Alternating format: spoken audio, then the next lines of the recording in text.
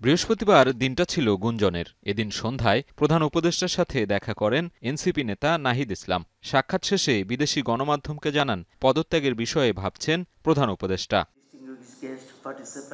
তবে শুক্রবার সরকারের অবস্থান স্পষ্ট করেন পরিবেশ উপদেষ্টা রিজওয়ানা হাসান। ঢাকা বিশ্ববিদ্যালয়ে এক অনুষ্ঠানে তিনি বলেন, সরকার ৩টি দায়িত্ব সফলভাবে করতে চায়, তবে নানা প্রতিবন্ধকতায় দায়িত্ব পালনে বাধা আসছে। শুধুমাত্র ইলেকশন করবার জন্য তো আমরা দায়িত্বটা নিইনি, যেহেতু আরও দুটো দায়িত্ব আছে, আমরা সেগুলো আসলে পালন করতে পারছি কিনা।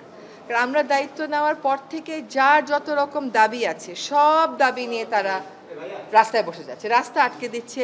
এই প্রতিবন্ধকতাগুলোকে আমরা কিভাবে মোকাবেলা করব, আদৌ মোকাবেলা করতে পারবো কিনা, যদি মোকাবেলা করতে পারি কিভাবে করব, যদি মোকাবেলা করতে না পারি তাহলে আমাদের কি করণীয় হবে, আমরা সকলে মিলে এটা চিন্তা করছি যে আমরা যদি আমাদের দায়িত্ব পালন করতে পারি তাহলেই আমাদের দায়িত্বে থাকাটা প্রাসঙ্গিক। যদি দায়িত্ব পালন করতে না পারি, আমাদের যার যার নিজস্ব অনেক কাজ আছে, তাহলে দায়িত্ব পালন করাটা আর প্রাসঙ্গিক থাকলো কিনা।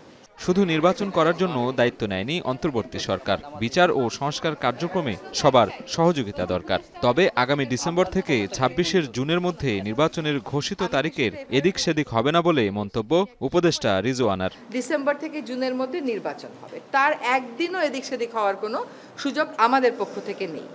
কাজে এগুলো নিয়ে অন্য ধরনের কোনো কথা বলারও কোনো সুযোগ হওয়া উচিত ছিল না, কারণ বারবারই বলা হচ্ছে যে একটা সময়সীমা দিয়ে দেওয়া হয়েছে। এদিকে ভিন্ন এক অনুষ্ঠানে অর্থ উপদেষ্টা ডক্টর সালেউদ্দিন আহমেদ বলেন, নানা কারণে সংস্কার নিয়ে বর্তমান সরকার চাপে রয়েছে, দেশের কথা কেউ ভাবে না বলেও মন্তব্য করেন তিনি।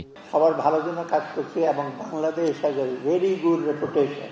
এটা শেষ করি, আমি যত ডোনার এজেন্সির কাছে গিয়েছি প্রত্যেকে যে receive hour thing very graciously. দেশে আমাদের সবকিছু সবগুলো এমপ্যাথি, সহমর্মিতা বলে বলা জিনিসগুলো আস্তে আস্তে উঠে গেছে। প্রতিবন্ধকতা সত্ত্বেও সময় মেনেই সংস্কার কাজ শেষ করা সহ রাজনৈতিক দলগুলোর মধ্যে ঐক্য করার পক্ষে মত দেন উপদেষ্টারা। সাজিদ আরাফাত, এখন, ঢাকা।